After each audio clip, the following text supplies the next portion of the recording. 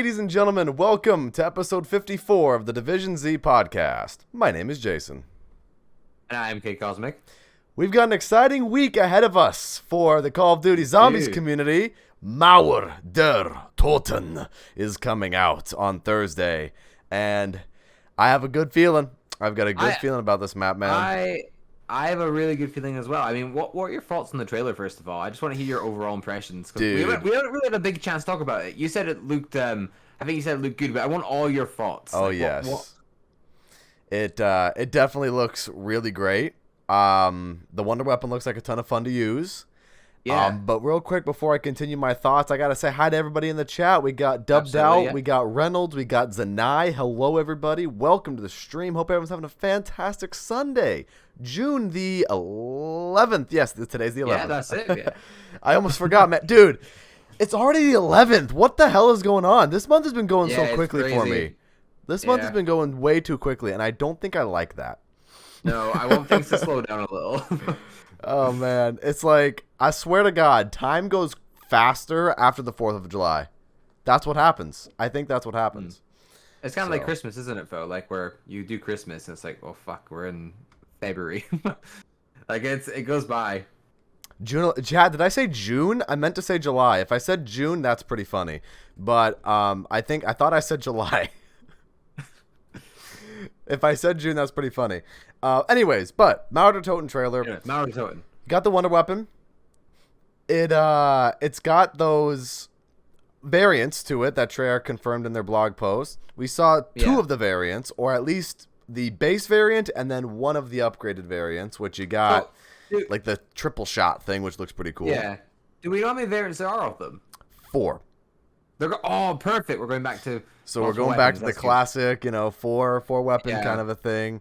But yeah, no, it's going to be interesting to see what happens. I don't know. Here's what I'm thinking, right? I have 3 thoughts in my head about this. The first thought I have is that this is going to be a similar Wonder Weapon to the MAD on Attack of the Radioactive Thing, where you just add like different parts to it and then it changes it a little bit. Yeah. So that's the first thing. The second thing is a Alpha Omega upgraded ray guns kind of a thing, where you get that's what I thought when I was looking at it. Yeah, like the base kind of shell of the weapon, and then you gotta do a quest to go add parts to it. Yeah. And then the last thing that I don't think is gonna happen, but I guess it's a possibility. Something to keep in mind. Something similar to the Alistair's Annihilator, where the Alistair's Annihilator it just kind of like. There's different versions of it, but it's a progressive version of it that gets stronger and stronger. Each time, yeah. So those are kind of my 3 initial thoughts about the Wonder Weapon. But like I said, I think more of the Attack of the Radioactive Thing, Alpha Omega sort of thing. I feel like those two are the more plausible ones. I hope it's kind of like I know I don't say this a lot, but Alpha Omega, the Wonder Weapons, even though they were kind of, in my personal opinion, silly, they were very different in their abilities and somewhat fun to use. I hope they go more than that route, where each one has such a different ability that, like, it's like, you know what, it doesn't matter. They're good in their own each ways. So not each Wonder Weapon, like, there's not one Wonder Weapon that's awful and there's ones that are really good, or vice versa. So I hope it's that. I hope it's like that. I think that'd be pretty just cool to go back to. Yeah, I think this could definitely be the, funny enough, I mean, without the Nuketown, right? But the Dark Aether's version of Alpha Omega, just because you have, the storyline is really building up and things are happening. I mean, I know, I see a lot of people on Twitter who are very happy that a lot of the things that have been going on in the intel are finally happening with Valentina and all the things that are happening with that, which I gotta say, man, I think it's the funniest. I mean, even I said it in my trailer reaction. Well, Richtofen. I think it's the funniest thing. People are like, no, that can't be Richtofen. But of course, like, Treyarch knows their audience so well, right? That they can throw something like that out there and go, hey, by the way, we're gonna fake you out, and we're gonna fuck around. I think whether you like to admit it or not, the first thing you thought was like, that looks like Richtofen's like silhouette. Like, that's the first thing I thought when I looked at it. I was like, Richtofen? Are you back? And then people were like, oh, it's actually, what's her name? Valentina. I was like, Right. Well, I had no idea what that was going on. Also, we gotta say as well, we can't go without saying this. Raptor 1 is alive, our boy. Yeah. Our boy Raptor 1 is alive. I think it's so funny how everybody in the community is just like Raptor 1 stands at this point. Like, Yeah, it's like the main focus of this game mode. it's like all the other characters are irrelevant to everybody, but Raptor 1 is the homie. I mean, he is though. Yeah, listen, he is though. He comes and gets us like each time, and he's only failed like once. So, And that wasn't even his fault that he failed. He got shot down. Fault, yeah. Exactly, yeah. Like, he's been with us from the very start. And I think, honestly, it's quite funny to say, but as far as, like, coming in clutch, he's come in clutch the most this whole game. True, though. Yeah. I think with a lot of people, where a lot of people started to really care about Raptor 1 was when, the Outbreak Easter egg happened. Yeah. Like, oh yeah, Raptor 1, what a homie. He's there to pick us up, even though we went against Requiem's orders. Like that whole thing. Oh, what a cool guy. But yeah, Dubbed Out is saying that silhouette genuinely looks like the back of Richtofen.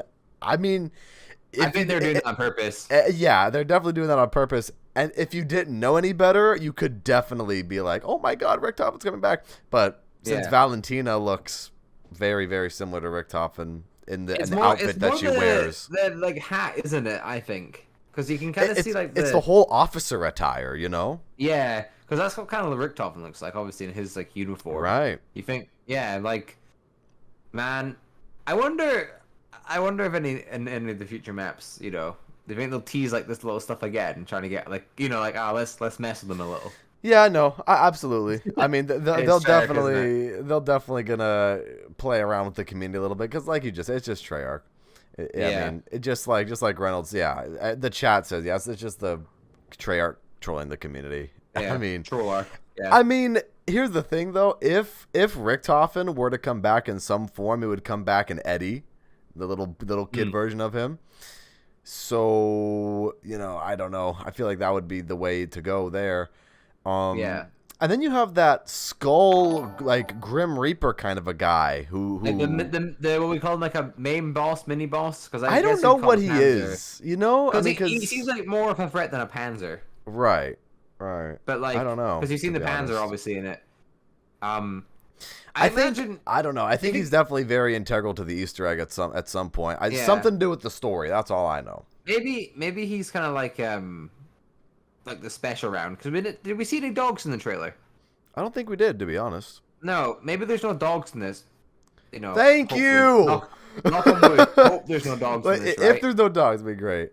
Yeah, maybe he's like the special round, and he'll come every so often with there you go. Like, zombies, and then maybe that's it. Hey, those purple energy zombies you saw around the pack punch machine. Maybe, that could be kind of cool. We have Jack the Bus. Thank you for the follow. Much appreciated. Welcome to the channel. Hope you enjoy your stay. Could be Zykov. Chat, you could be right about that too. Zykov, the guy from all the Dark Aether intel, the guy trapped in there. Could he be Valentina's father? That whole kind of a concept there with what's going on with the storyline. We have the chat saying, I think the Panzer is going to be the elite and the other guys are special zombies. No dogs, but we saw the fire-looking zombies. Very true. You have the fire zombies, which they look, I don't know, man. They look like fire catalysts, and if they behave like fire catalysts, I'm going to be very sad because I hate catalysts. You do, don't you? That's the one thing about the Chaos, it's like just in general you don't like. Well, it's not that I don't mind the concept of a catalyst. Is it because they all come in at the same time? Yeah, there's too many of them. That's my problem with Alpha Omega. There's so much shit going on your screen, like zombie, dog, the zombies that are a bit more buffed up, Nova Crawler, the ones that teleport. It's rough. I mean, when you have all the different color catalysts running around on Void to Despair, plus a Blightfather, plus a Stoker. I mean, that alone would just make Void to Despair a bad map. That, in my personal opinion, is like that can like make or break a zombie map. Mostly breaking it. Think about Exo Zombies, right? Like Exo Zombie has a whole spectrum of like a bunch of boss types, and it just kills the game mode. Like if half of them weren't there, the game mode would be so much better. And like even with Chaos, like I don't even mind the Catalyst Zombies so much. I don't think they're on 9 at least. I don't think they're bad because they're such an open space. But I I kind of like the idea of having normal zombies and then maybe a special round every 5 or so rounds. I wouldn't mind that, and then maybe the occasional mini boss coming in, but something spawning in like each round and dogs spawning in alongside zombies. Yeah, It's like, I don't like that. Kind of annoying. mean, it's you kind of see elements of that in Cold War as well, though. Especially when you're playing Outbreak and you get to the higher difficulty levels. Holy fuck, that can get so crazy. You could, there's 5 Plague Hounds, 5 Hellhounds, a Tempest, a Panzer, like every enemy in the game could be right in front of you at any given moment on a higher difficulty level of Outbreak. However, the thing that makes it a little bit more tolerable than Black Ops 4 is the fact that weaponry in Black Ops Cold War is way better than weaponry in Black Ops 4, in my opinion. And just the overall health system and the armor, it's way better, and it makes it a little bit more tolerable. So that's my thing. Yeah. Well, yeah, there you go. Yeah. Have you seen chat, is it? Oh yeah, I was just gonna say. So the chat is saying, I personally prefer more boss zombies, but I feel like there should be a survival mode for those who don't like them.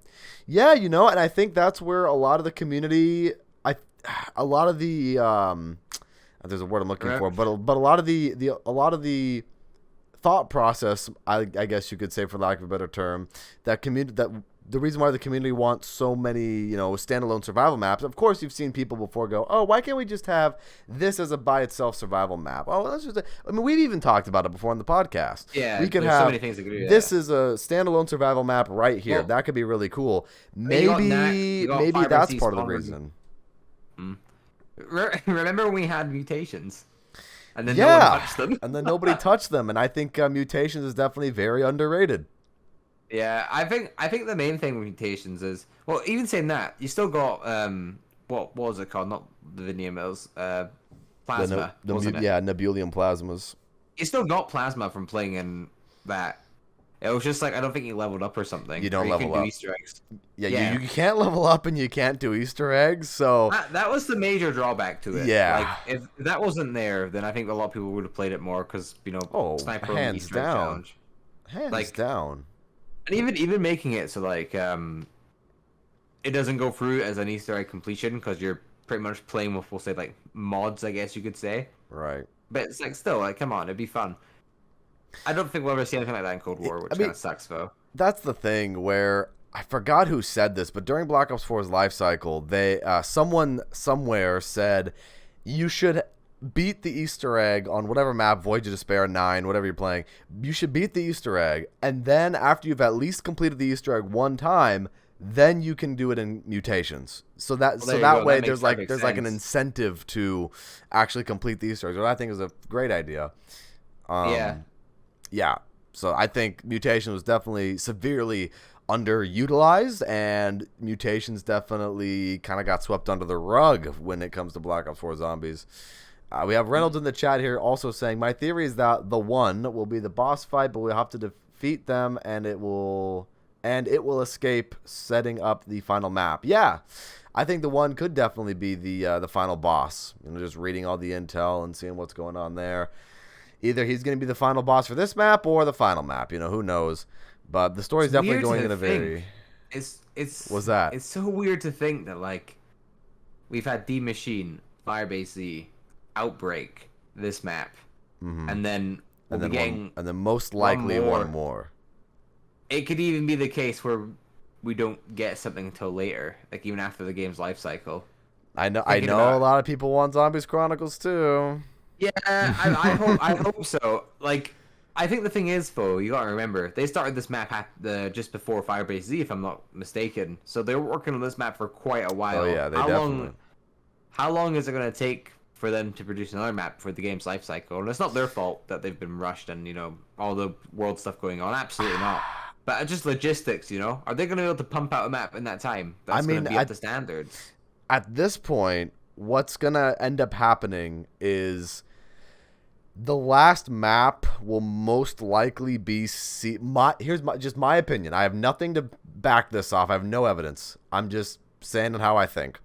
At this point, it's gonna have to be season 6. It's gonna have to be, skip season 5 and then go to season 6 so they can have as much time as possible to work on one more map before the game's life cycle officially ends. Season 6 might be bleeding over into Vanguard or whatever the next Call of Duty game is going to be called. It might be bleeding over into that, but at least they'll be able to put out some kind of content, because Modern Warfare, albeit like a tiny, tiny little bit of support, is still getting a little bit of support, that game's life cycle is over. So there's no doubt in my mind that with the final DLC 4, because we can technically call Outbreak DLC 2. I'm calling Mauer Der Toten DLC 3 because Well, Treyarch called them Thing 8 DLC 2 Outbreak. Oh, they did, didn't they? That's right. So that is DLC 2. So 4 normal DLCs is, and the Mauer Der Toten DLC 3, and then one more map. Yeah, and then maybe DLC 5 Zombies Chronicles 2.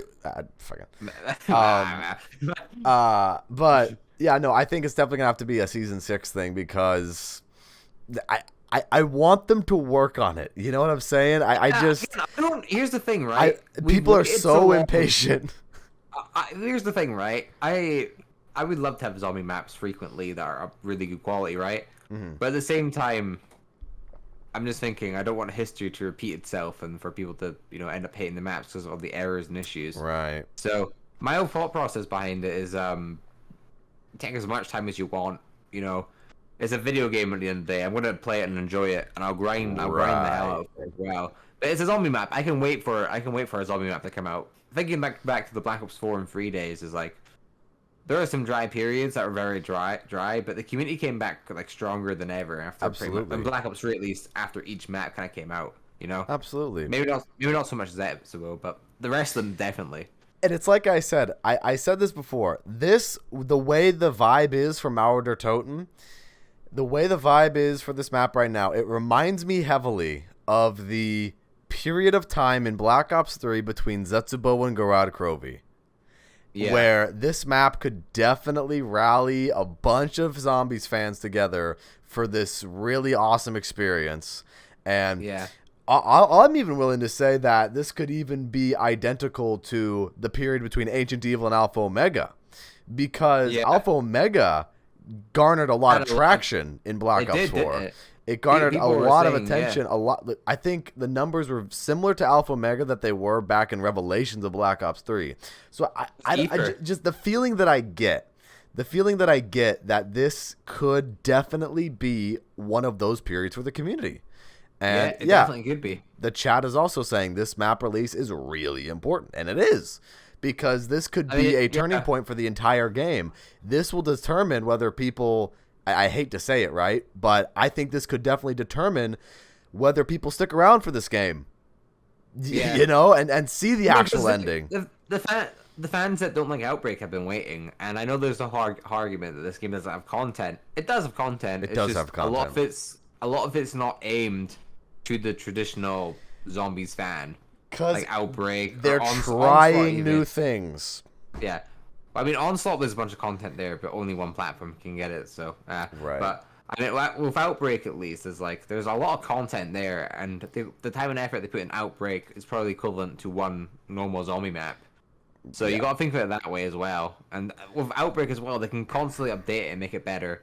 And I think they even said that this is the first stage of something much bigger they're wanting to do in the long run.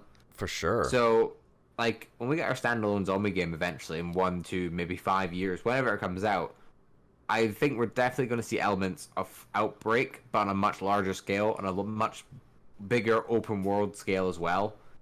Agreed. And I'm excited. I'm excited, but I hope Mauer Der Toten is a point where it's very important. If it doesn't do good, then obviously that's not good for the community, because player numbers are going to drop, and then Activision will see that and be like, right, well, this isn't great. Yeah. Maybe just scrap the last map since you're struggling already, and we'll just work on World War II Vanguard zombies because they're taking part in that.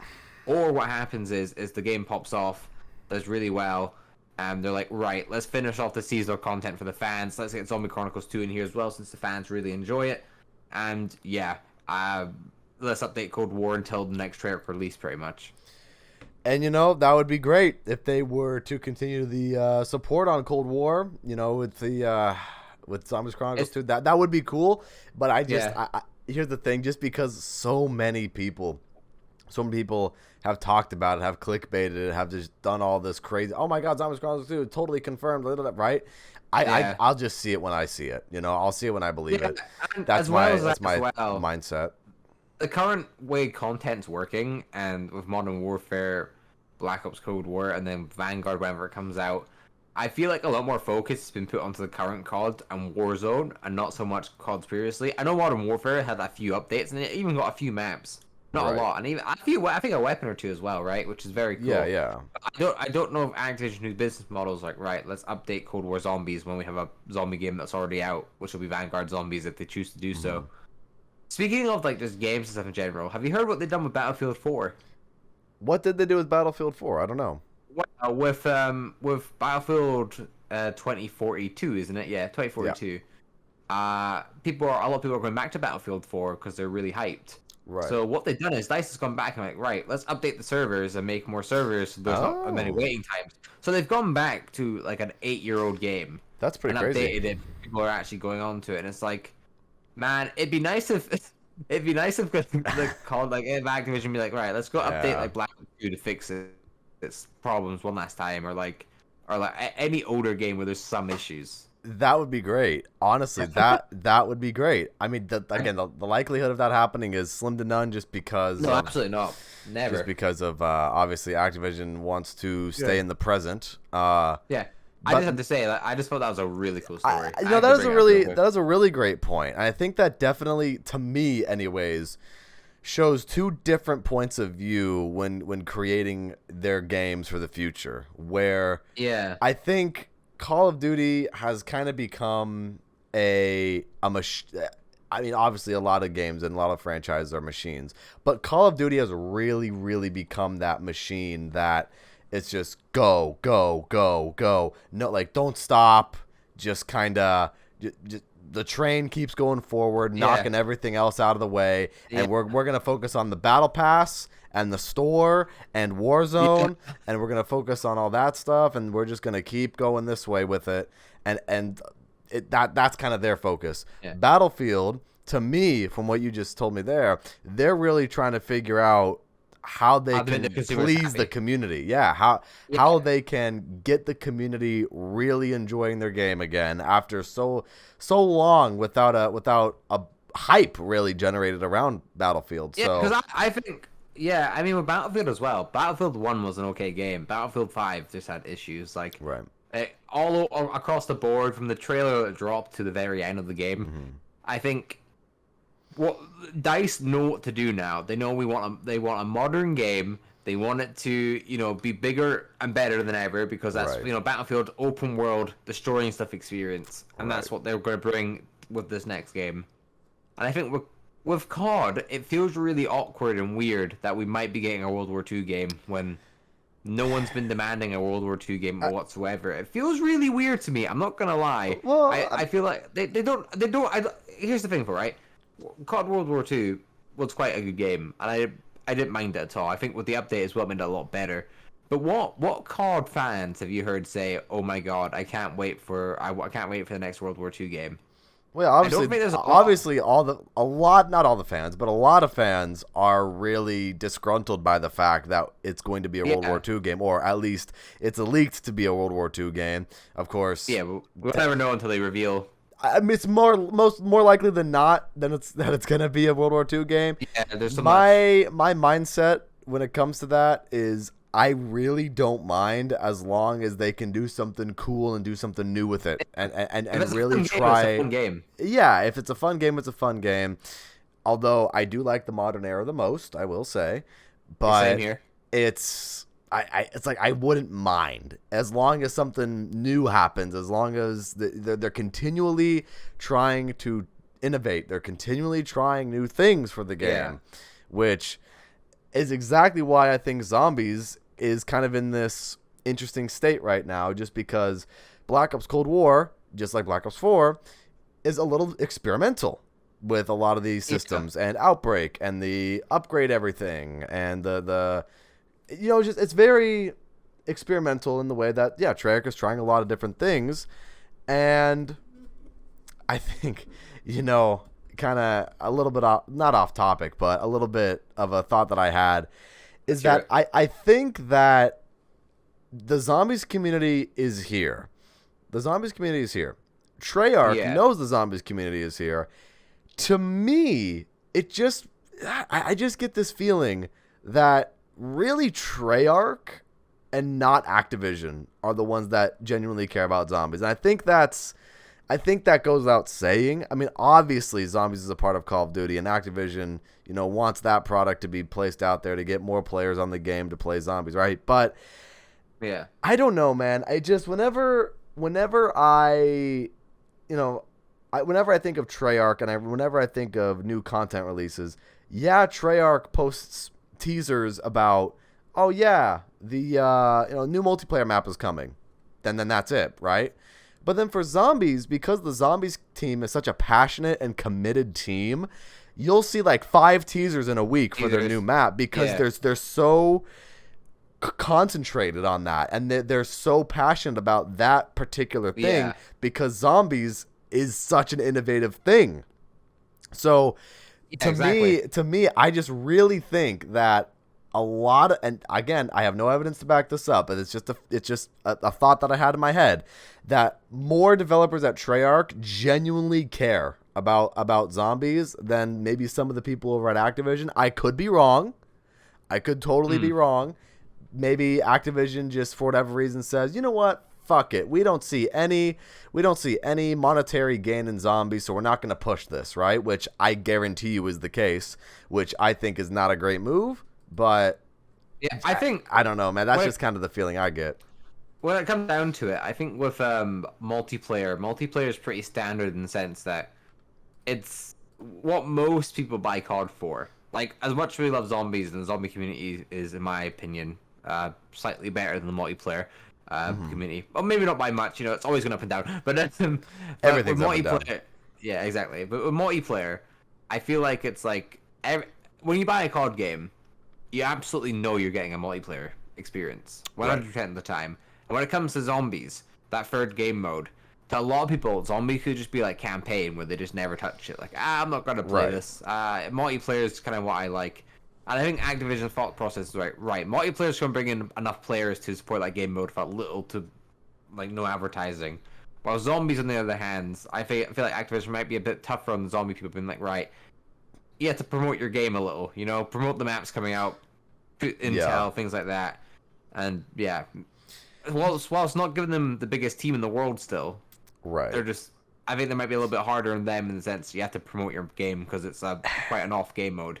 And the thing is that I miss personally are the like back in the Black Ops 2 days where you have the behind the scenes trailers videos where it's like the guys in the studios. Right. Yeah.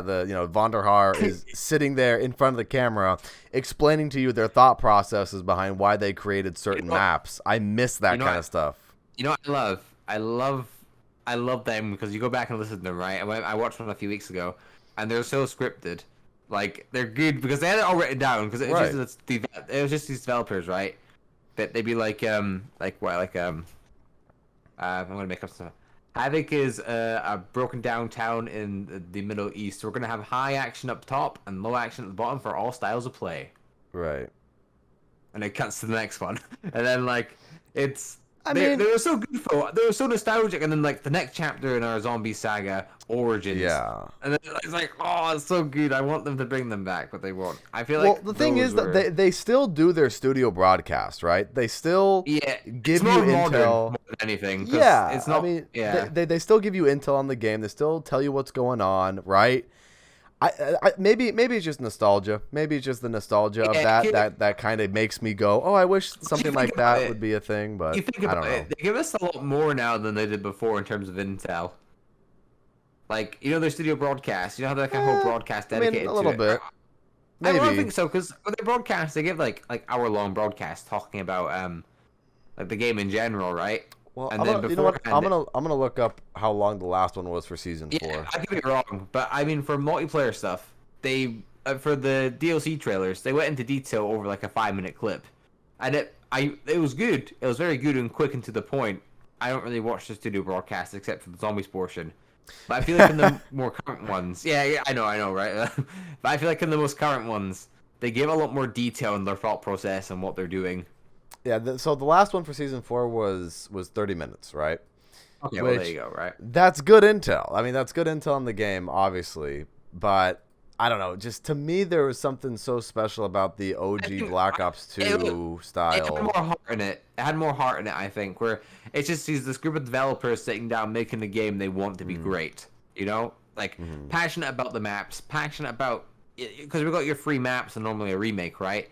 You could see like the look on their faces when they're talking about the maps. And remember that map from World at War they made in Black Ops 2? They made it into like a dig site. Yes, I remember that. That's I forgot the name of it. I can't remember either. It was an okay map, but that is what I miss. I miss when they used to put effort into the remakes, like Skyjack, for example. Oh, Skyjack was dope. Skyjack?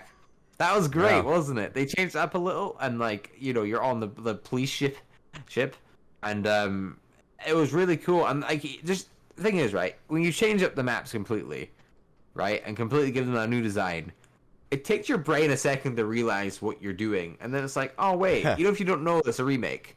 Like if you didn't play World at War, you played BO2, you went back and played that World at War map.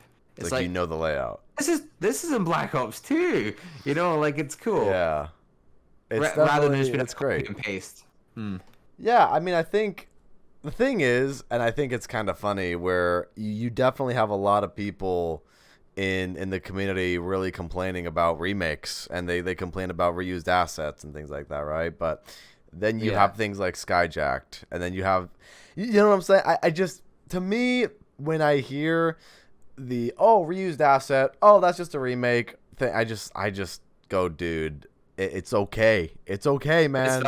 It's more content for you. And the thing is as well, which I love as well, is like people kind of got on track for like, the Firebase Z has reused campaign parts, and it's like, if you never played the campaign, this has no relevance to you. I mean, and if also, you did play the campaign, also Mauer Der Toten was a campaign reused asset. That's the argument I love as well. Like it's like you complain about all these reused assets, but go to Black Ops 1, go to World at War, go Zombie Chronicles. Like hello, like don't get me wrong, BO4. I think BO4. The main problem with BO4 was that they were remakes of zombie maps we already had, and I think as well as that, they weren't the strongest remakes we could have ever had as well. I feel like they should have finished off Aether before they went into a completely new story, and that's the biggest issue for me.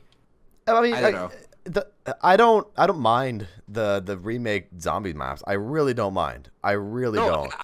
I really like Tiger Toten. Classified is a much better map than 5, 100%. I'd rather play Classified any other day of the week than 5. Right. I think Blood, over time, probably hated on it a little bit too much. The map layout itself is obviously the exact same. The only thing I don't like about it are the dogs and the Easter eggs, or the Easter egg. That is the two big issues. Yeah, the Easter egg sucks. Alpha Mega, you know me, Alpha Mega. I hate Alpha Mega. Worst map. 10 out of 10, worst map. Again, though, I just really don't mind that. We're gonna remake Nuketown, and we're gonna add it to the game, and we're gonna make it different. We're gonna do cool things with it. We're gonna add elemental ray guns. I don't mind. I really don't mind. But I'm also gonna say the other side of the argument too. Yeah, no shit. I want totally original maps. Who doesn't? Yeah. It's.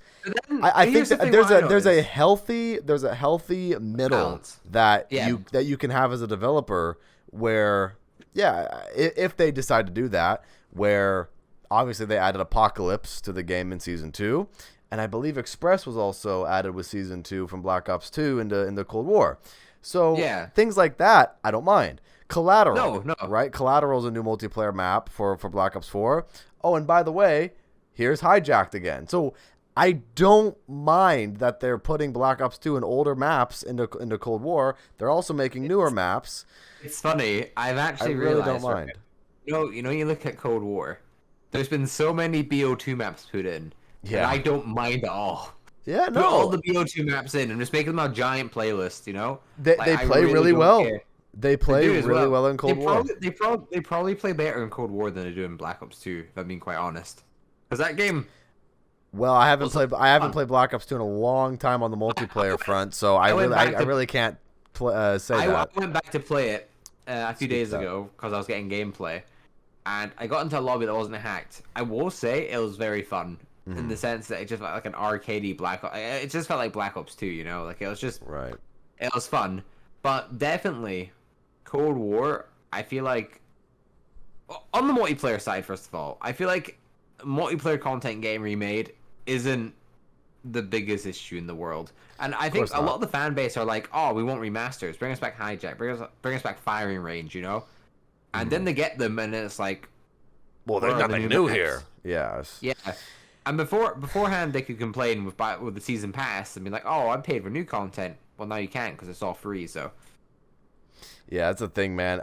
I know a lot of people just get, I think, a little bit too upset when it comes to things like that. But long story short, I don't personally mind things being re-added to the game as long as there's also new content being added with it as well. And, you know, just continue to try to make a fun game. Continue to try to make a fun game. Yeah. That's what it boils down to at the end of the day, because if the game benefits from remakes and remasters or just complete copy paste, then the game will benefit from that. Is it lazy? No, because they have to port it from one game to the next. It's not lazy, I don't think, personally. Yeah. So anyways, that's that. But Mauer Der Toten, dude, getting back to Mauer Der Toten. Yeah, absolutely. I think it's going to be really, really interesting to see what happens, because if you notice and I was watching through the trailer a few more times, you have that guard tower that almost acts like the Mob of the Dead kind of sniper trap. There's a guard tower outside Kino Der Toten if you look. Oh yeah, I know what you're on about. Yeah. So I think Kino will definitely be a small portion of this map. Maybe if you can't access all of it, even like just a little bit of it. Right. Maybe even if it's just, I don't know, for example, you're walking through the back alleyway of Kino because you can see the tower from the back alley of Kino. To me, it would just be just a small little callback, just to be, oh yeah, by the way, hey, y'all remember Kino?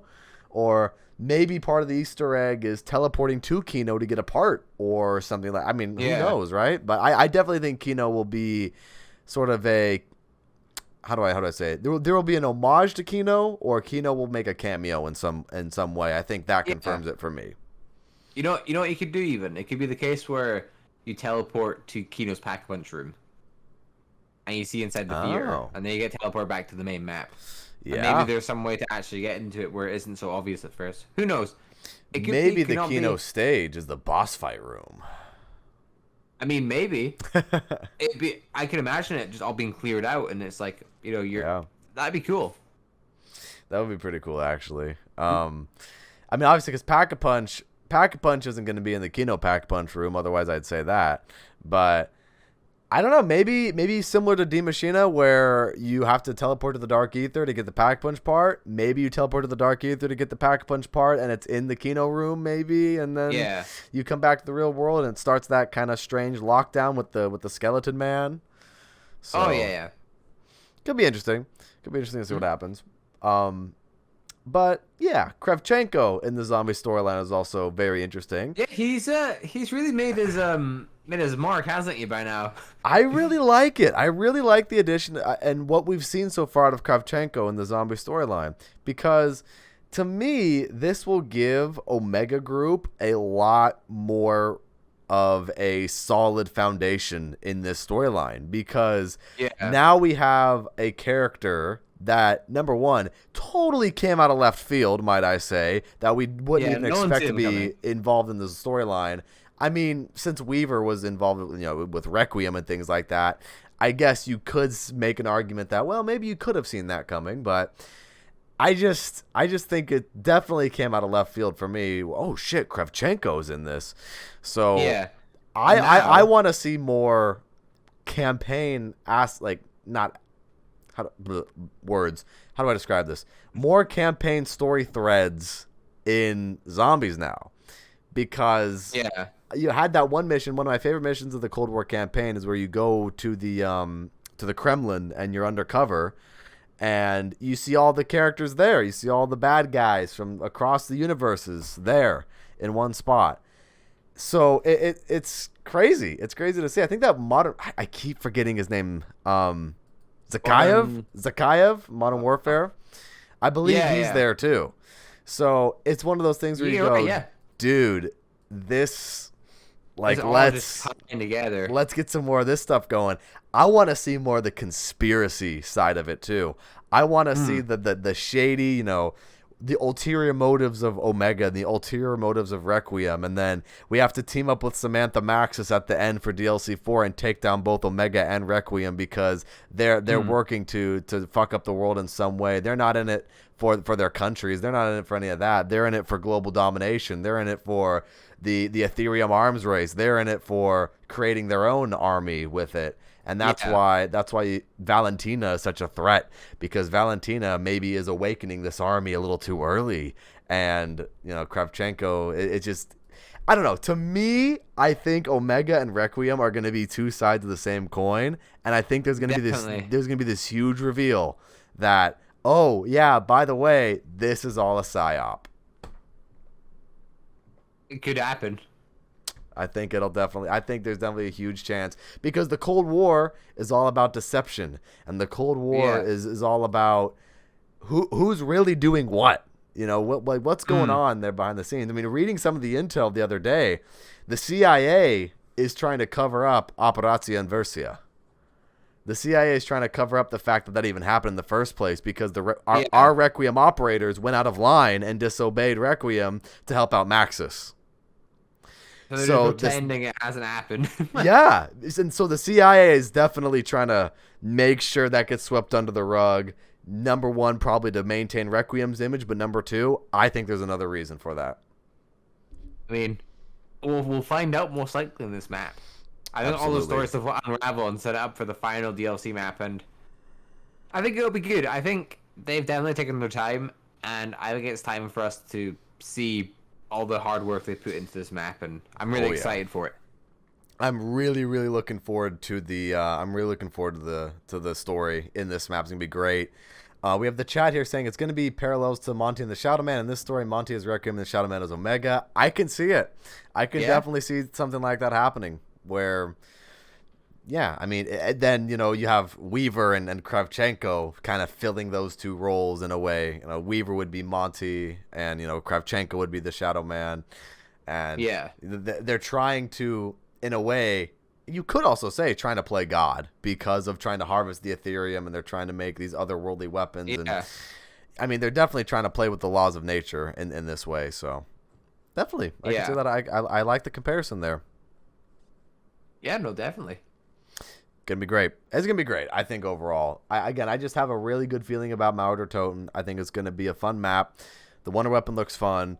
Some kind of homage to Kino will be there as well. What else? What else do I think can happen in this map? I mean, hopefully our boy Raptor 1 actually lives to see another day. No, because they say in the thing that if you don't do it, we're killing your pilot. And it's pretty much. Please don't.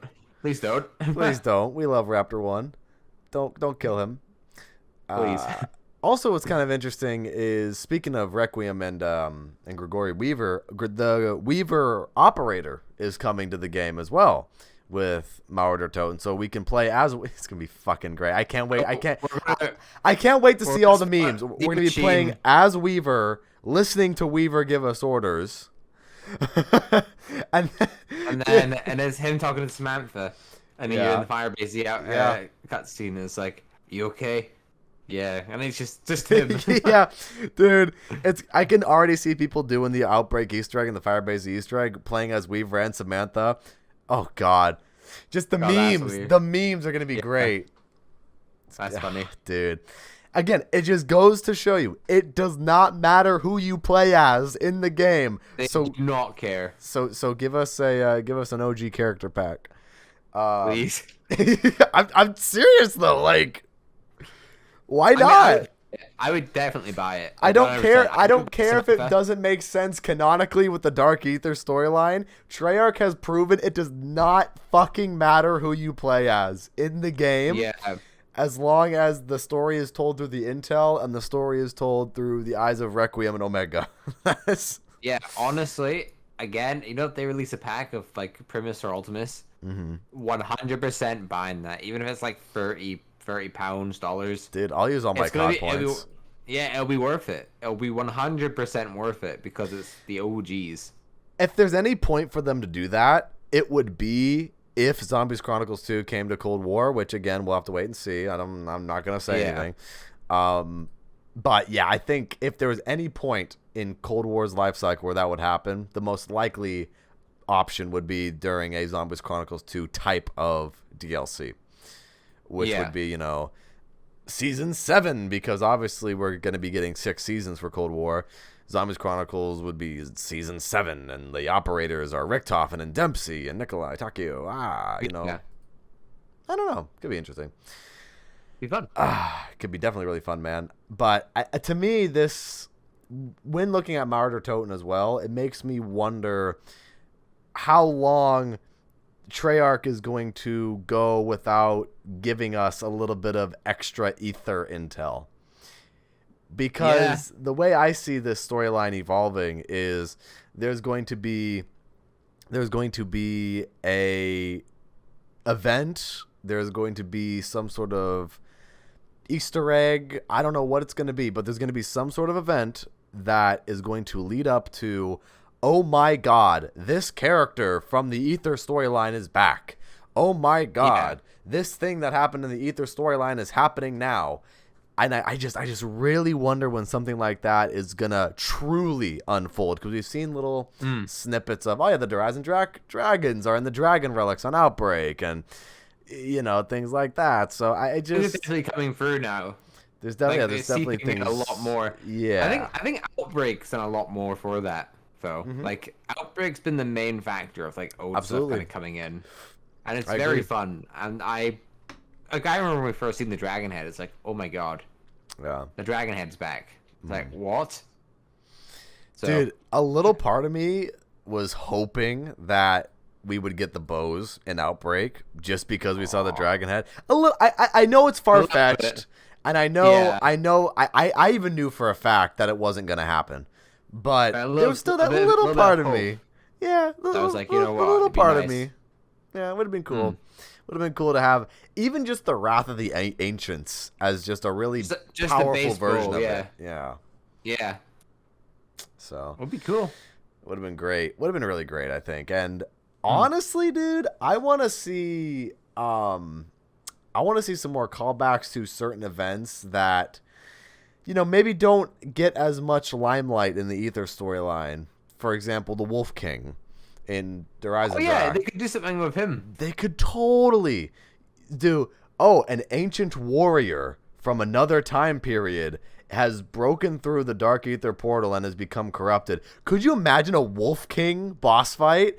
And stage 1 of the boss fight is fighting the wolf from Horizon Drac, and it's like, that'd be so cool. That'd be so cool. I mean, obviously we're making a lot of headcanon right now, but exactly right. I mean, we're just shooting shit out there because we know that the Dark Aether storyline has a ton of potential for being a sister story to the Ether storyline. So I don't know. Again, it'd be fun. It'd be so cool. Like, I feel like with the zombie game mode, there's so much creative stuff you can do with it. But it's just actually getting it in the game is, like, I can imagine on Treyarch's end is very difficult. Well, that's what makes zombies special. There you go. Yeah. It should be difficult to create a map because you have to put so much time and care into something that has a very passionate audience, and in turn you have to have passionate creators. So it's definitely difficult to create zombies because everything is so well made and things are so well knit together and in a very convoluted storyline that bends the laws of time and space. So it's definitely difficult, but it's the good kind of difficult because it'll pay off later. Even with the Tag Der Toten ending, I think the Tag Der Toten ending is a great ending. I know people don't like it still, but I think it's a great ending. Well, Because, especially more now than ever. yeah. Like it's, Oh, absolutely. Because the Dark Aether, you yeah, know? exactly, yeah. I think they definitely set that up. They definitely set Yeah. the Dark Aether up for, okay, guys, if Aether was to come back, we have to do we have to do something with the Dark Aether. Just throw everything over there for later, you know? And I think like because the Dark Aether and the Dark Aether story is in Cold War right now, this is their failsafe because Treyarch wasn't expecting to work on this game. So this is the failsafe. Yeah. This is the failsafe that we're seeing in action, and it's a great failsafe, might I add. Yeah, no, definitely. I think them wrapping up the original story and starting this whole new, like, so connected, like, what happened technically, but it didn't happen at the same time. I think them it's all erased from reality. New story, whilst in the Aether universe, it's just the Dark Aether universe. It's just very. I'm glad they went this route and they didn't just carry on with like Rick Toffin and that again, and you know, going through like another big scenario where it's like Dr. Monty and Shadow Man combined now and they're a bigger threat than ever. You have to go collect like 50 parts and then that's it. Gotta collect 50 parts and get the Apothecon Servant again, you know, all that kind of stuff. Man, yeah, exactly. I mean, the thing is too, with this storyline that's different than the Chaos storyline. Obviously, the Chaos storyline has no connection to Aether, and I think that definitely made a lot of fans upset and definitely harmed the reputation of the Chaos storyline in the eyes of certain fans. Me personally, I would have loved to see Chaos continue, and I wanted to see what could have happened there. But with Dark Aether, because it's a story tied in with the original Aether storyline, more fans are willing to give it a chance because it's what we've known for so many years. So there's definitely a discrepancy there between starting a totally new storyline that has nothing to do with the one before and then starting a new storyline that has a little bit to do with the thing that was there before. But, you know, obviously now things are starting to come out a little bit more and more now. Yeah, you get what I'm saying. With Chaos is like, I feel like even if they just didn't say it was completely separate from Aether, I feel like people would have liked that a lot more. Like, you know, if they just said something like, well, we're not saying it's connected to Aether, but we're also not saying it isn't. You know, like it's like it could be in some sort of way, but it's from like a fresh. And the thing is, too, man, they could definitely, as much as retconning is definitely kind of a weird thing to do for some of your franchises. Even if they were to retcon in the Chaos storyline into the Aether storyline in some capacity, they could do it. They could do it because you remember that you remember that zombies map Remnant, or not zombies, my multiplayer map Remnant, the multiplayer zombies museum in Black Ops 4. Yeah. Great multiplayer map. I mean, you have Chaos, you have Aether stuff, like it's a zombies museum. So to me, what does that tell me? Well, this might sound like I'm connecting too many dots here, but hear me out, everybody. Hear me out. Because the Dark Aether storyline is taking place in what is currently our timeline, right, with the Cold Wars happening and the world is proceeding as it normally is, because there are things leaking from the Dark Aether into the real world, like the Aether stuff, we can maybe presume that because Black Ops 4 takes place in the future and Black Ops 4 has artifacts from different time periods from the different storylines. So, Black Ops 4, because it takes place in the future, way ahead of the other things in the storyline, you could maybe very loosely make the connection that yes, everything happened including Chaos. Chaos happened and Aether happened in their own respect, in their own timelines, and I don't know. I'm just on this. I'm on this weird, crazy idea train today. I don't know what's going on, but here's the thing you got to remember as well: the individual studios said that their games are not connected to any other whatsoever, and that goes for the Black Ops timeline as well. Like they said that, oh no, our games are in the Black Ops universe; it's not connected to the Modern Warfare universe. And then they bring in Modern Warfare 2019 and they start connecting it all together because the whole Black Ops timeline and Modern Warfare 2019 is what's canon. Right. So World at War, Black Ops 1, Cold War, BO2, Modern Warfare 2019, Black Ops 4, Black Ops 3, they're all in the same universe. Right.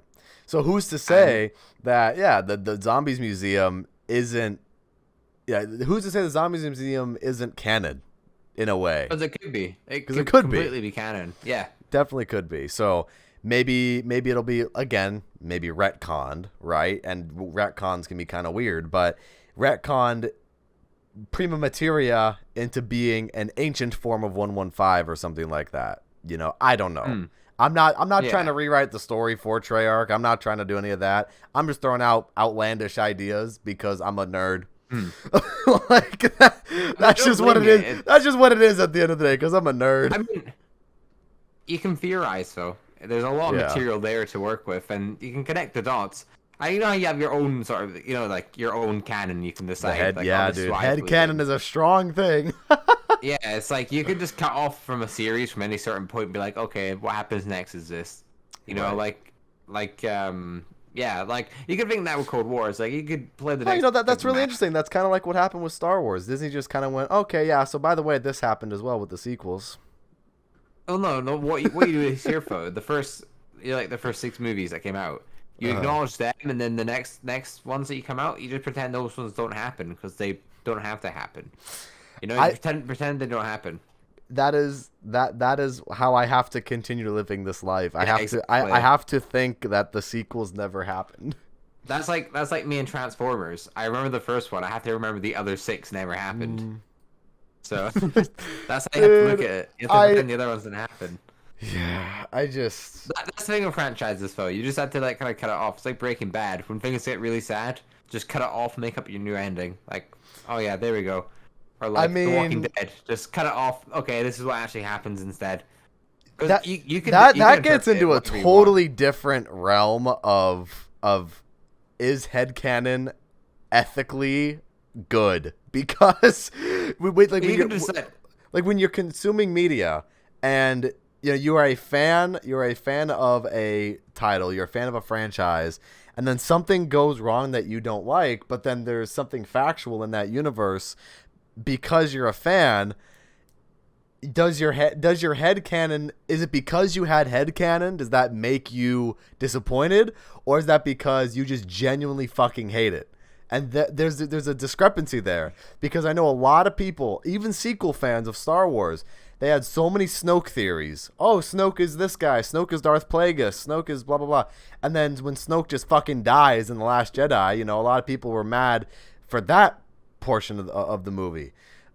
But that's definitely a whole different conversation for the Division Z movie podcast, where you talk about the ins and outs of headcanon. Headcanon, is it real? Is it fake?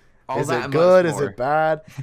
I think it can be a good and a bad thing to some extent, because I mean, you could definitely make the argument that Star Wars episodes 1 through 6, that is what I enjoy, and that is what I'm going to consider Star Wars.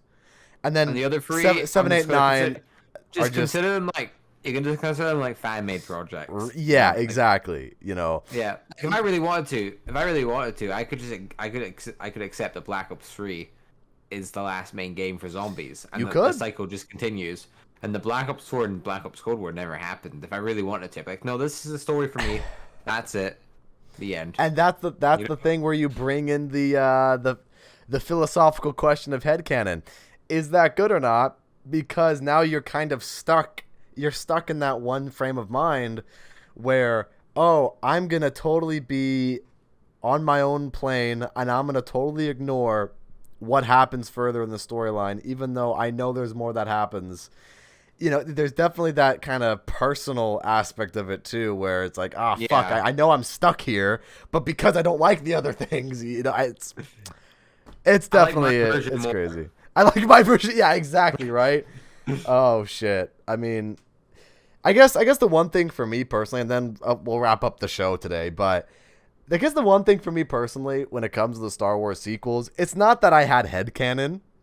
It's not at all that I had headcanon, because I know You're expecting the movies to be good. I was expecting them to be good, number one. And number two, I wasn't expecting really a lot in the first place, just because I know that, you know, Lucas sold it over to Disney, and I wanted to see what they could do with it. I wanted to see, because there's so much Star Wars legends and so much expanded universe lore that they could delve into, and then they didn't.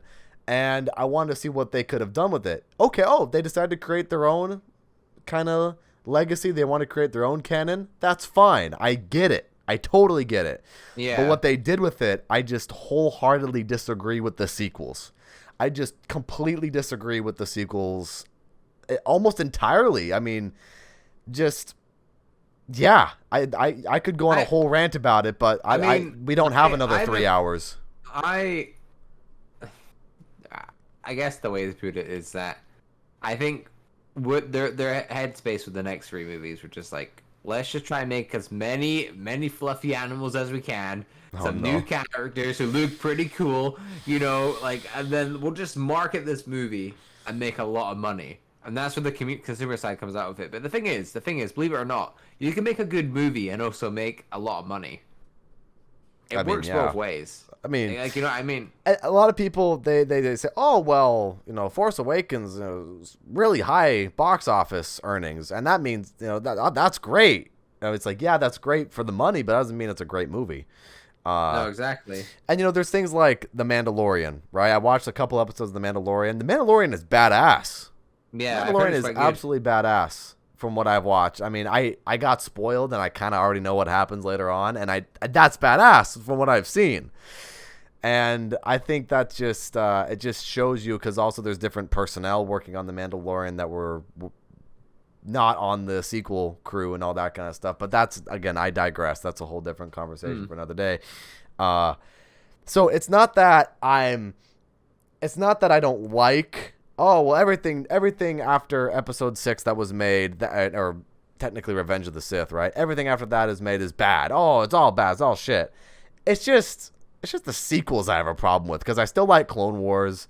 I like The Mandalorian. I'm really looking forward to the Obi-Wan show. I'm looking forward to Star Wars Visions, which is Star Wars anime, which that's a great idea. So I'm looking forward to seeing what happens there. I forgot how we got on this conversation in the first place, but talking about headcanon, that was it. Headcanon, that's right. Yeah. It all boils down to, at the end of the day, Mauer Der Toten looks pretty sick. And headcanon is also... And headcanon is a double-edged sword. That is what we're also learning today, chat. Yeah, you know what? Y'all come to the Division Z podcast for philosophical questions about your media and consumerism.